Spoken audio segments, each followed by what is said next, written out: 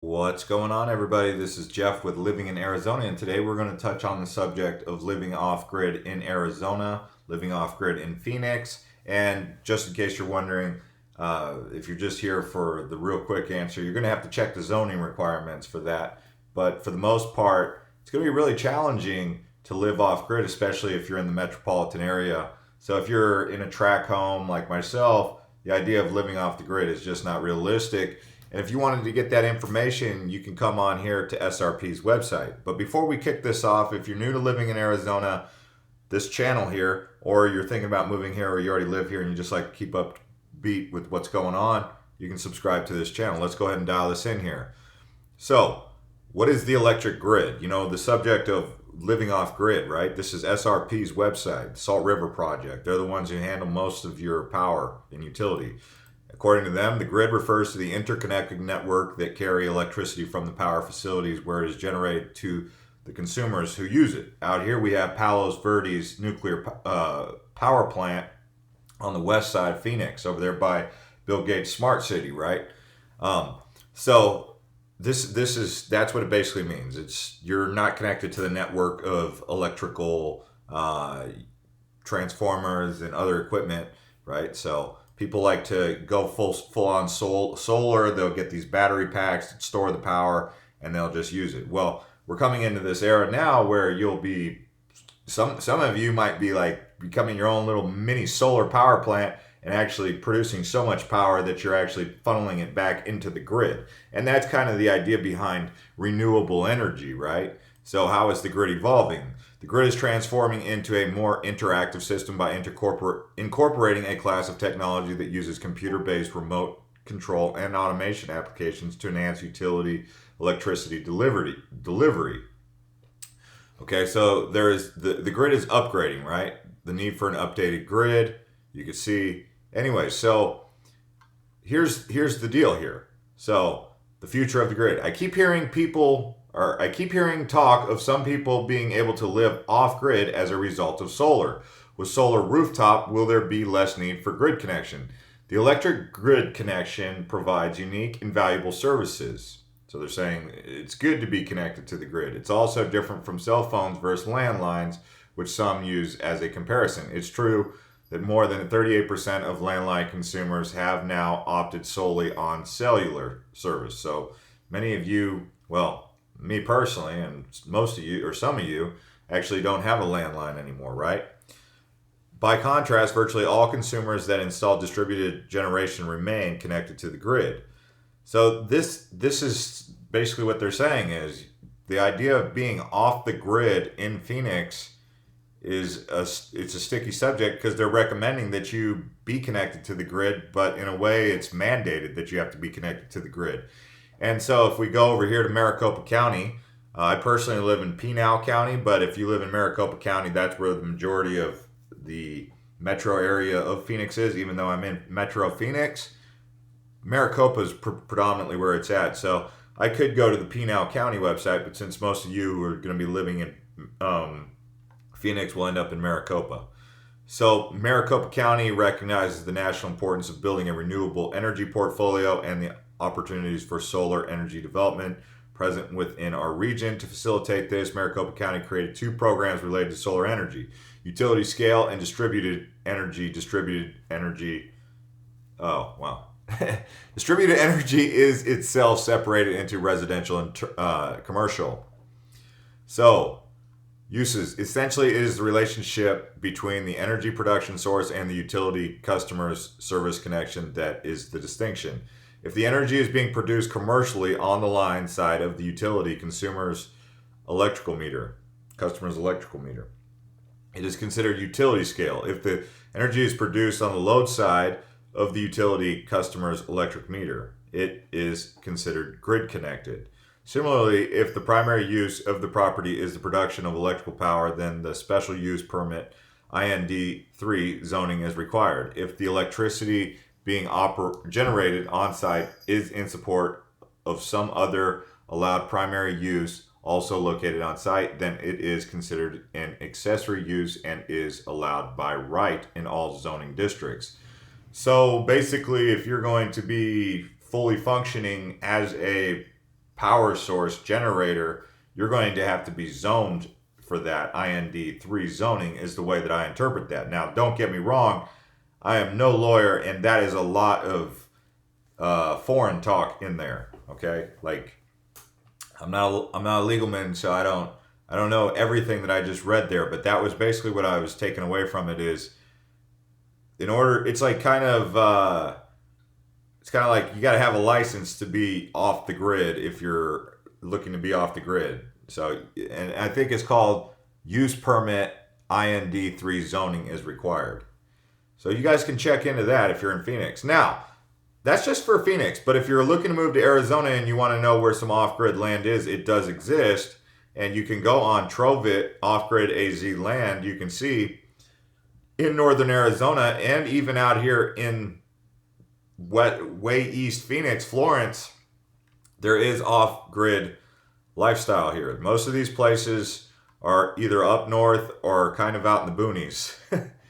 I mean, look at this. I mean, and this is just because public utility is basically not even there. What's another public utility that you would need to tap into? Landlines or maybe even water supply, right? Do you want to, like, you can go up into, there's places I was even looking to build a house. In order for me to get water, I would need to dig a well. That means I'm not connected to the water grid. So, but what it appears like is if you're in a metro area, they want you on the grid. So, I'm not saying there's a nefarious reasoning behind why they want you on the grid. You know, I don't know if their intentions are bad. I'm not saying that. But for the most part, if you're in the big city, that's what they want. Now, here's where the people get kind of frustrated because they see what's going on in China. How a Chinese region that accounts for just 1.5% of the population became the most intrusive police states in the world. So in China right now, they're basically creating a credit score for your behavior. And your behavior is basically graded from everything from the way that you conduct yourself in public to the way that you pay your bills. It's like a social credit score. It's kind of like what we have in the United States where they can do a criminal record check on you. They want to know, like, if you've had a felony, you know, that's held against you. Whereas if you've never had a criminal record, then you're considered a good actor versus a bad actor. If you don't do drugs or if you do drugs, you know, so we've already kind of got this restrictive police state already kind of in place where if you've got a criminal record, your employer needs to know about that and they probably won't hire you if you're a felon. But this takes it a little bit further to where, I mean, if you're getting into whatever they're grading, and they're doing it based on facial recognition technology, CCTV. I mean, they're basically able to, like, they're full on surveillance, and that basically means that in a place like China, and I'm not comparing the United States and China because communist China and capitalist America, you can't really compare them because this is, but what I am saying is, wouldn't that be crazy if China was so successful at that this social credit score ended up making its way into America? Then basically, whatever ended up happening to the basic human rights, and I'm not saying that America is going this direction. I'm saying, why isn't the UN stepping in to do something about this? Because this is right here on the Universal Declaration of Human Rights, Article 1, right to equality, freedom from discrimination.